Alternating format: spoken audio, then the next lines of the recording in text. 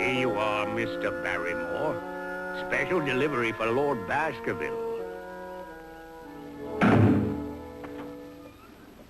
Excuse me, Your Grace. Excuse me. What? What? Oh, this arrived by special delivery.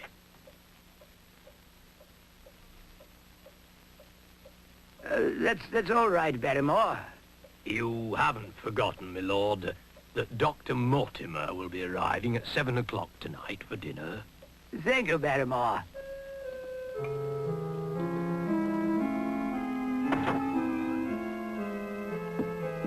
Could I bring you another glass of wine? No, thank you, Barrymore. But I would like my heavy walking boots and my overcoat, if you please. You're surely not going out, Sir Charles. After such an excellent meal and such good wine, I should like a stroll down to the old orchard. I really wouldn't advise that, my friend. You know your heart.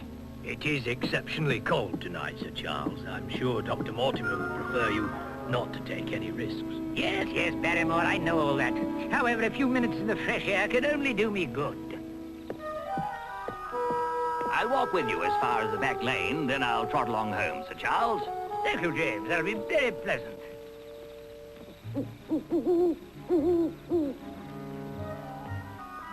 Well, this is where we part company. It's been a very pleasant evening. We must do it again.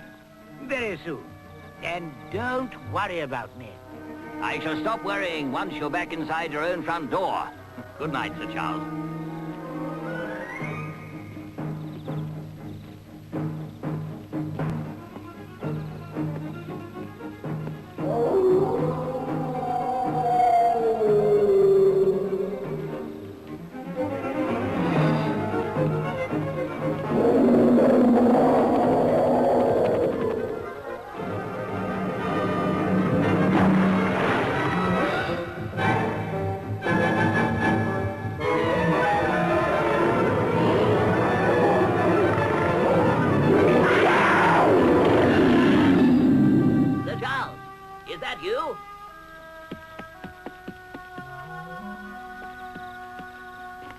Sir Charles.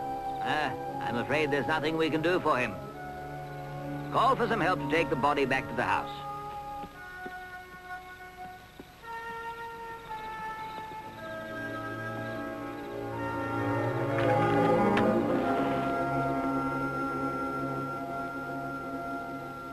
That can't have been a dog.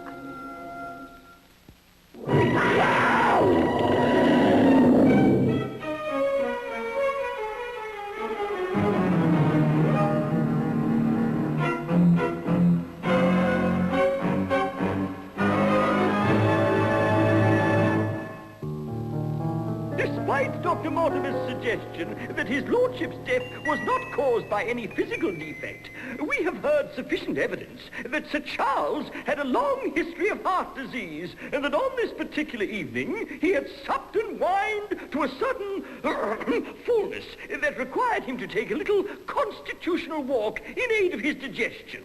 For that reason, I am quite ready to believe that he must have placed too great a strain on that most precious of his organs, and find that... Your worship, I have good reason to believe... Quiet! I would remind you, sir, that you yourself had imbibed a glass or two that sad evening, and that even if you did hear what sounded like a hound, there are no marks on the body to support your suggestion.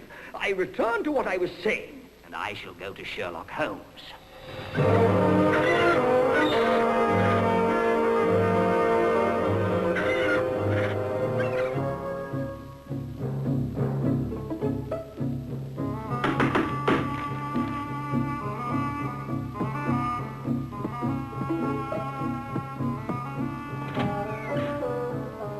Good morning, sir. Would you be Mr. Sherlock Holmes? I am. And you? Dr. James Mortimer from Coombe Tracy in Devon. Won't you come in?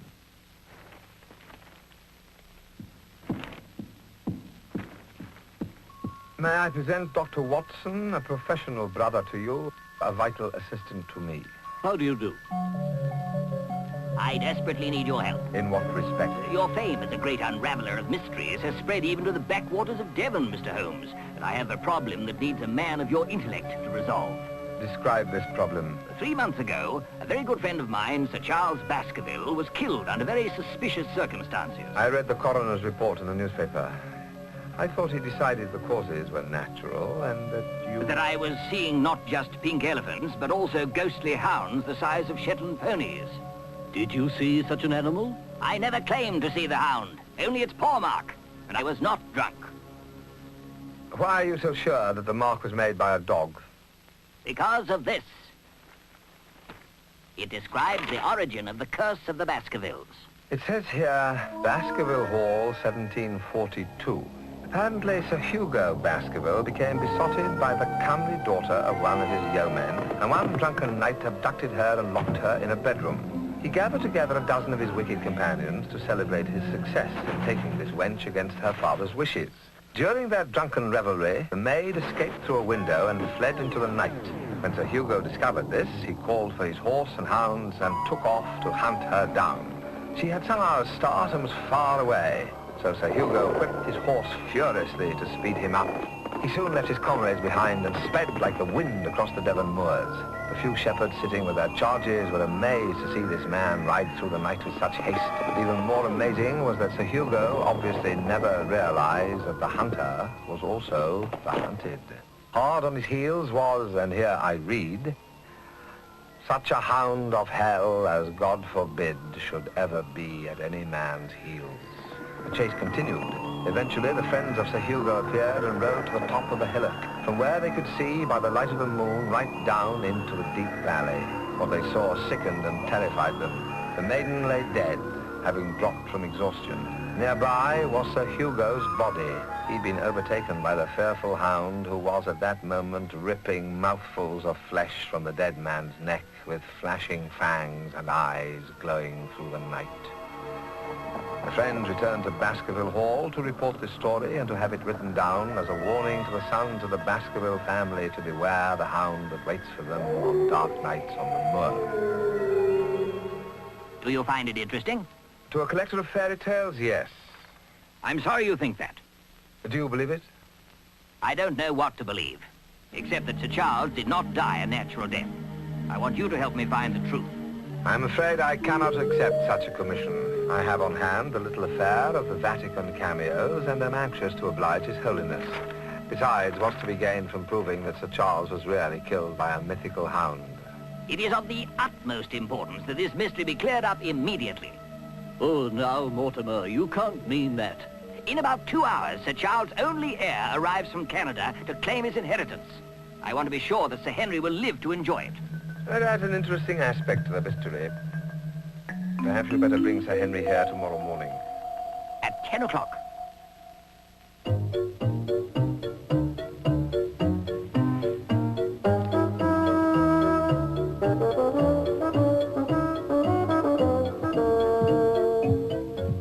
Holmes, for pity's sake, will you get up? It's almost 10.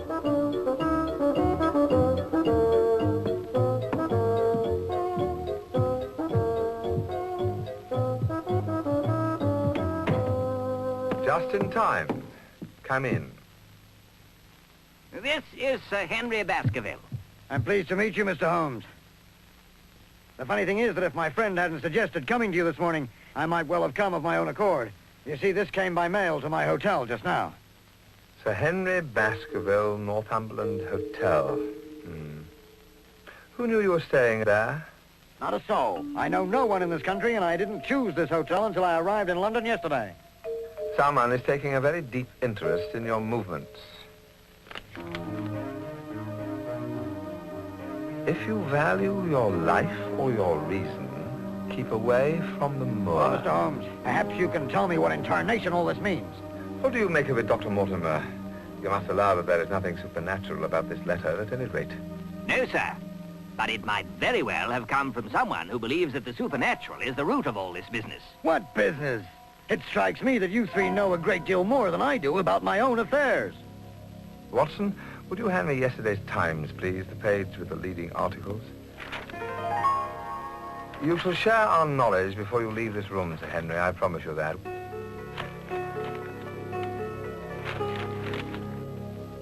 Here we are.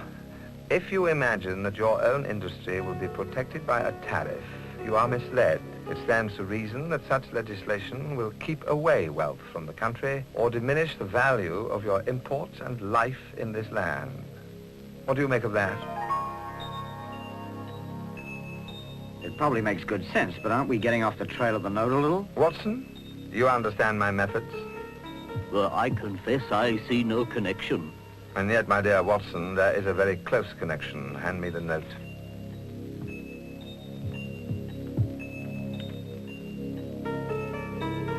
If you value your life or your reason, keep away from the... and the other word is handwritten. Whoever composed this letter couldn't find the word moor in the newspaper.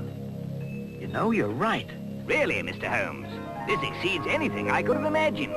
How do you do it? To me, the type style of a Times leading article is entirely distinctive. As the letter was posted yesterday, there was a strong probability that the words were cut from yesterday's paper. What else do you deduce, Holmes? Notice the word moor is written in rough characters. A reader of the Times must be expected to be well educated, therefore he wished to disguise his writing for fear that at some time his own hand may become known to you, Sir Henry. That is amazing. Do you see anything else? Nothing that is not verging on guesswork, except that I believe the sender of that letter is not ill-disposed towards you since he warns you of impending danger. Or it may be that for his own purposes he wishes to scare me away. Quite possibly. Do you know the story of the Baskerville curse? Oh, of course. Though I never thought of taking it seriously until my uncle's death. Quite so. Holmes, supposing we adjourn to give us time to think over all that's happened and meet again at Sir Henry's Hotel for lunch. In an hour, say. Is that convenient, Watson? Perfectly. Good morning and au revoir.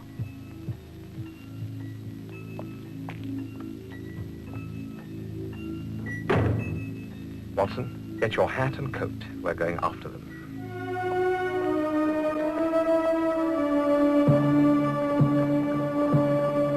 Shall I run on and stop them? Not for the world, my dear Watson. Baskerville has evidently been closely shadowed since his arrival in London. Maybe this is a chance to find out by whom.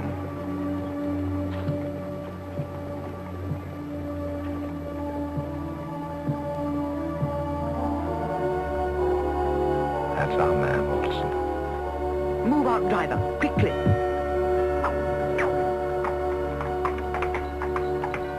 What a pity we didn't get the number. Watson, you do not seriously imagine that I'd let the cab go without noting its number?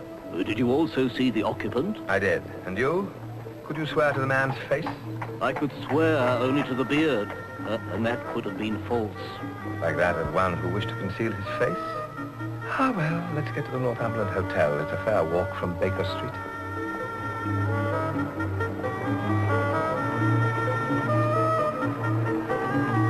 Sir Henry Baskerville is upstairs expecting you, sir. Thank you. But before we go up, I'd like you to send a porter round to Waterloo Station. Ask him to find the driver of cab number 2074 and have him come here. Very well, sir.